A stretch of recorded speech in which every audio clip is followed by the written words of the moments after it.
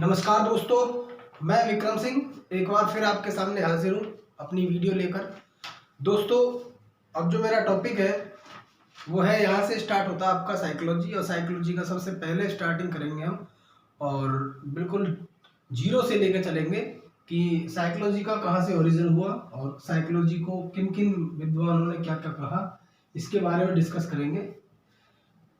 तो चलते हैं। सबसे पहले बात करते हैं कि मनोविज्ञान, और मनोविज्ञान को हिंदी में मनोविज्ञान कहते हैं और इंग्लिश में साइकोलॉजी कहते हैं। साइकोलॉजी शब्द को हम अलग बताएंगे और मनोविज्ञान शब्द को अलग बताएंगे। यदि आप लोगों ने अभी तक वीडियो नहीं देखी और पहली बार वीडियो देख रहे हैं तो चैनल को सब्सक्राइब जरूर कर लें और बेल आइकन का बटन भी प्रेस कर लें, क्योंकि लेटेस्ट वीडियो आपको मिलती रहेंगी और ये सिलेबस कंटिन्यू चलता रहेगा। डेली आपको वीडियो मिल रही है। तो सबसे पहले बात करते हैं कि मनोविज्ञान शब्द का सबसे पहले प्रयोग किसने किया। मनोविज्ञान शब्द का सबसे पहले प्रयोग किया था मनोविज्ञान शब्द का सबसे पहले प्रयोग किया था रुडोल्फ गोयल्क ने। रुडोल्फ गोयल्क ने मनोविज्ञान शब्द का सबसे पहले प्रयोग किया था। इसके बाद ये क्वेश्चन कई बार आया भी एग्जाम में, बहुत इंपॉर्टेंट क्वेश्चन है कि मनोविज्ञान शब्द का सबसे पहले प्रयोग किसने किया था। रुडोल्फ गोयल्क ने। अब बात करते हैं साइकोलॉजी। साइकोलॉजी जो शब्द है, ये जो साइकोलॉजी शब्द है ये दो शब्दों से मिलकर बना है, साइकी प्लस लोगस। साइकी का अर्थ है, साइकी का मीनिंग है, इसका मतलब है आत्मा, इंग्लिश में कहते हैं सोल, और इसका अर्थ है अध्ययन करना,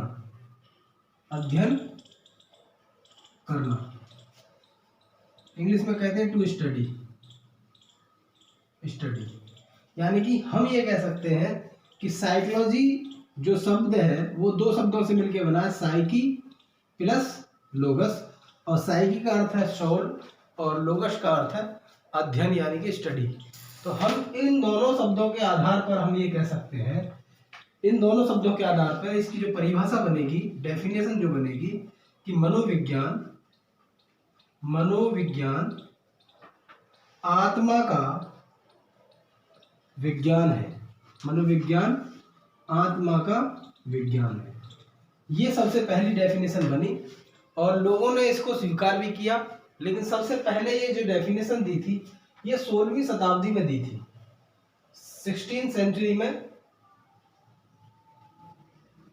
सेंचुरी में ये दी थी। इसको शताब्दी लिख देता हूं मैं, शताब्दी में सबसे पहले ये दी थी। किसने दी थी? अरस्तु ने। लेकिन अरस्तु की इस बात का सबसे पहले समर्थन किया था प्लेटो ने। उसके बाद इनकी इसी बात का समर्थन किया था एक रेने डेकार्टे होते हैं, रेने डेकार्टे। आप लोगों ने नाम सुना होगा, नहीं सुना होगा तो ये नया नाम है। रेने डेकार्टे एक फिलोसोफर थे जिन्होंने, आपने देखा होगा मैथमेटिक्स में जो ज्योमेट्री है उसमें कार्टेशियन प्लेन है, और कार्टेशियन प्लेन रेने डेकार्टे के नाम से ही बना है, रेने डेकार्टे ने दिया है। ये बहुत अच्छे मैथमेटिशियन थे और इन्होंने भी इनकी बात का समर्थन किया। लेकिन धीरे धीरे लोगों के माइंड में ये आने लगा कि मनोविज्ञान जो है आत्मा के विज्ञान का अध्ययन करता है, लेकिन मनोविज्ञान आत्मा का अध्ययन कैसे करेगा? ना तो आत्मा को हम देख सकते हैं, ना ही इसका अध्ययन कर सकते हैं। तो कुछ समय बाद इस डेफिनेशन को 50 साल बाद, 100 साल बाद इस डेफिनेशन को एमान ने घोषित कर दिया गया। और एमान ने घोषित करने के बाद इसको एमान ने घोषित कर दिया गया। लेकिन एक बात और मैं यहाँ पे बताता चलूं कि सबसे पहले जो डेफिनेशन इन्होंने ही दी थी अरस्तु ने, मनोविज्ञान की जो आत्मा का विज्ञान बोला, इन्होंने इसकी डेफिनेशन दी थी। तो इन्हीं को, अरस्तु को मनोविज्ञान का जनक भी कहा जाता है। मनोविज्ञान का जनक किसको कहा जाता है? अरस्तु को मनोविज्ञान का जनक कहा जाता है। तो यहाँ से एक क्वेश्चन भी निकल के आया कि मनोविज्ञान आत्मा का विज्ञान किसने कहा? अरस्तु ने कहा। और मनोविज्ञान का जनक कौन है? अरस्तु है। इसके बाद बात आती है 17वीं शताब्दी की, ये 16वीं शताब्दी की है। अब बात आती है 17वीं शताब्दी में। 17वीं शताब्दी में आते हैं इटली के मनोवैज्ञानिक पंपोलोजी। इटली के मनोवैज्ञानिक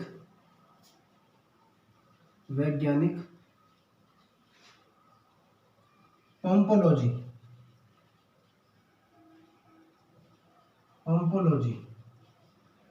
सबसे पहले 16वीं शताब्दी में इसकी डेफिनेशन आई, उसके बाद इसको अमान्य घोषित कर दिया गया। उसके बाद 17वीं शताब्दी में आए पेम्पोलॉजी जो इटली के मनोवैज्ञानिक थे, और इन्होंने अपनी डेफिनेशन दी कि भाई मनोविज्ञान आत्मा का विज्ञान नहीं है। मनोविज्ञान किसका विज्ञान है? इन्होंने अपनी डेफिनेशन दी कि मनोविज्ञान मन ऑब्लिक मस्तिष्क के अध्ययन का विज्ञान है। ये इन्होंने डेफिनेशन दी, और ये डेफिनेशन काफ़ी हद तक ठीक थी, और ये डेफिनेशन काफ़ी चली, और डेफिनेशन को लोगों ने इसका समर्थन भी किया। लेकिन कुछ समय बाद ये भी डेफिनेशन, इसको भी अमान्य घोषित कर दिया गया।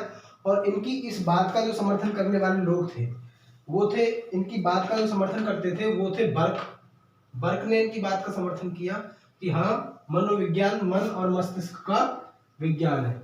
लेकिन इनके साथ साथ लॉक भी थे, जॉन लॉक ने भी इनकी बात का समर्थन किया कि मनोविज्ञान मन और मस्तिष्क का विज्ञान है। हालांकि डेफिनेशन यही आता है कि मनोविज्ञान मन मस्तिष्क का विज्ञान है। किसने कहा? तो आपको लिखना है किसने कहा? पंपोलोजी ने कहा। ठीक है, चलिए बात करते हैं। जब इसको अमान्य घोषित कर दिया गया तो इसके बाद जो बात आई, 17वीं सेंचुरी खत्म हो गई, अब आती है 19वीं सेंचुरी। 19वीं सेंचुरी में आपके आए विलियम वुंट। आप इसकी वीडियो को पॉज करके लिख भी सकते हैं, कोई दिक्कत नहीं है, मैं इसको रफ कर देता हूं। 19वीं शताब्दी में आए 19वीं शताब्दी।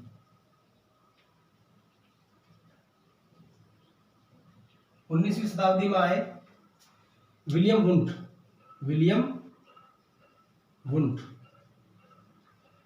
वुंट ने क्या काम किया? सबसे पहले आते ही इन्होंने 1879 में 1879 में इन्होंने जर्मनी की लिप्जिंग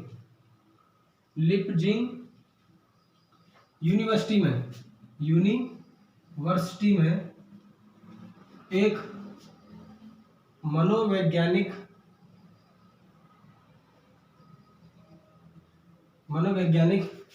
प्रयोगशाला स्थापित की। सबसे पहले 1879 ईस्वी में जर्मनी की लिप्जिंग यूनिवर्सिटी में एक मनोवैज्ञानिक प्रयोगशाला का स्थापना किसने की? विलियम वुंट ने की। लेकिन इस मनोवैज्ञानिक प्रयोगशाला को स्थापित कराने में इनका जो सहयोग किया था विलियम जेम्स और वॉइस ने। इन दो लोगों ने इनका साथ दिया था। तो हम ये कह सकते हैं, यहाँ से एक बहुत इंपॉर्टेंट क्वेश्चन निकल के आता है कि 19वीं शताब्दी में जो ये इन्होंने सबसे पहली मनोवैज्ञानिक प्रयोगशाला, अगर सबसे पहली मनोवैज्ञानिक प्रयोगशाला मतलब लेबोरेटरी मनोविज्ञान की किसी ने खोली तो वो विलियम वुंट ने खोली। अब इस प्रयोगशाला के आधार पे ही, क्योंकि इन्होंने लेबोरेटरी का स्थापना करी, तो इसी प्रयोगशाला के आधार पर विलियम वुंट को मनोविज्ञान प्रयोगात्मक मनोविज्ञान का जनक कहा जाता है। तो आपसे पूछा जाएगा प्रयोगात्मक मनोविज्ञान का जनक कौन है, तो आपको पता होगी जिस आदमी ने लेबोरेटरी की स्थापना की उस आदमी को, कौन है वो आदमी? विलियम वुंट ने कब करी? 1879 में। इन्होंने प्रयोगशाला का स्थापना की और इसी के आधार पर इन्हें प्रयोगात्मक मनोविज्ञान का जनक कहा जाता है। लेकिन इन्होंने जो अपनी डेफिनेशन दी मनोविज्ञान की, उन्होंने बोला कि मनोविज्ञान मन मस्तिष्क का विज्ञान नहीं है, मनोविज्ञान चेतना का विज्ञान है। इन्होंने डेफिनेशन दी मनोविज्ञान चेतना का विज्ञान है। तो ये डेफिनेशन भी काफी हद तक चली और काफी हद तक लोगों ने इसका समर्थन भी किया। लेकिन चेतना वही मन, चेतन मन और अचेतन मन वही चीज आ जाएगी इसमें भी। तो मन को ना तो हम देख सकते हैं ना ही इसका अध्ययन कर सकते हैं, तो इसलिए इस डेफिनेशन को भी हम लोगों ने अमान्य घोषित कर दिया और ये डेफिनेशन भी नहीं चल पाई। इसके बाद आए संरचनावादी में ये 19वीं सेंचुरी में ही आए थे। संरचनावादी आए, इन्होंने बोला कि मनोविज्ञान चेतना का विज्ञान नहीं है। इन्होंने बोला कि मनोविज्ञान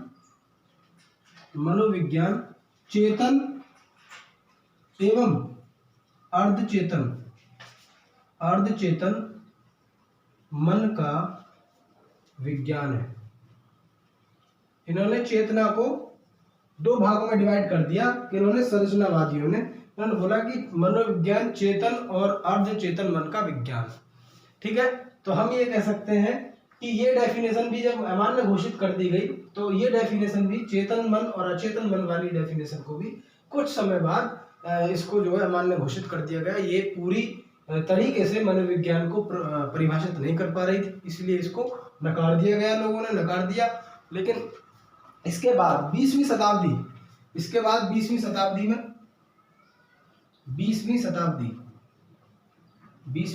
में आए वॉटसन और वॉटसन ने क्या कहा? 20वीं शताब्दी में आए वॉटसन और वॉटसन ने क्या कहा? वॉटसन ने मनोविज्ञान की डेफिनेशन दी कि मनोविज्ञान व्यवहार के अध्ययन का विज्ञान है। मनोविज्ञान व्यवहार के अध्ययन का विज्ञान है। और ये डेफिनेशन आज तक यही डेफिनेशन चलती आ रही है, क्योंकि व्यवहार का ही अध्ययन करता है मनोविज्ञान। आपने देखा होगा किसी भी बच्चे का अगर व्यवहार अगर एबनॉर्मल है, किसी बच्चे का व्यवहार सामान्य से अलग है, असामान्य है, तो हम उसके व्यवहार के आधार पर हम उसका बुद्धि लब्धि, उसका IQ लेवल, यानी कि उसके व्यवहार को देखकर हम बता सकते हैं कि ये बच्चा एबनॉर्मल स्थिति में है या नॉर्मल स्थिति में। तो व्यवहार का अध्ययन किया जा सकता है, क्योंकि व्यवहार बच्चे का दिखता है, किसी भी व्यक्ति का व्यवहार सामने से दिखता है। तो जो चीज़ देख सकते हैं, जिस चीज़ का हम अध्ययन कर सकते हैं और जिस चीज़ को हम परिभाषित कर सकते हैं, तो इसीलिए वॉटसन ने बोला कि मनोविज्ञान व्यवहार के अध्ययन का विज्ञान है। लेकिन इनकी इस व्यवहार के अध्ययन की बात का समर्थन भी कुछ लोगों ने किया, जिनमें से नाम आता है B.F. स्किनर ने इनकी बात का समर्थन किया, क्योंकि ये भी एक व्यवहारवादी हैं। और मैकडूगल ने भी इनकी बात का समर्थन दिया। और इसके बाद थॉर्नडाइक ने भी इनकी बात का समर्थन किया। इन्होंने बताया कि हाँ, हम भी समर्थन करते हैं भाई, व्यवहार का विज्ञान है मनोविज्ञान, तो इसलिए ये लोगों को भी, और ETC आदि भी हैं और भी हैं, इनका हम समर्थन करते हैं। तो ये आपकी 20वीं शताब्दी हो गई। यहीं पर एक कथन आता है, यहीं पर बहुत इंपॉर्टेंट कथन आता है मनोविज्ञान के संदर्भ में। मैं इसको मिटा देता हूँ, आप इसको नोट कर ले, मैं इसको मिटा देता हूँ।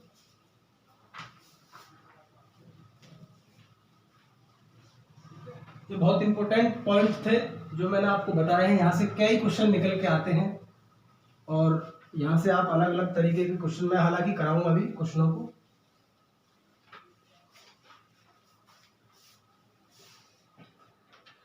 यहीं पर एक कथन आता है एग्जाम में, कभी कभी क्या आ ही जाता है, हमेशा आता है कि तुम मुझे एक बालक दीजिए, मैं उसे वैसा बना दूंगा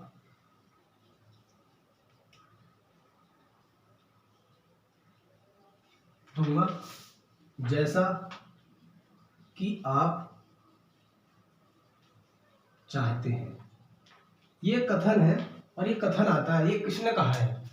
तो ये कहीं ना कहीं इस कथन में व्यवहारवाद की जो झलक है हमें देखने को मिलती है।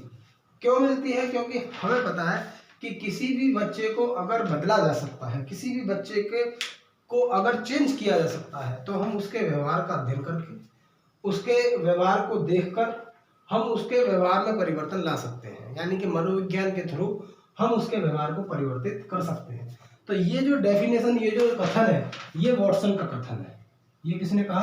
वॉटसन ने, कि मैं उस बच्चे को वैसा बना दूंगा जैसा कि आप चाहते हैं और जैसा आप बनाना चाहते हैं। आप मुझे बालक को दे दीजिए और मैं बालक के व्यवहार का अध्ययन करते करते और मैं बालक के व्यवहार में वो पॉजिटिव सुधार ला सकता हूँ। तो ये चीजें ये कभी कभी आ जाता है। तो एक पुस्तक भी है, मैं यहाँ पे बता देता हूँ। हालांकि एक पुस्तक है मैकडूगल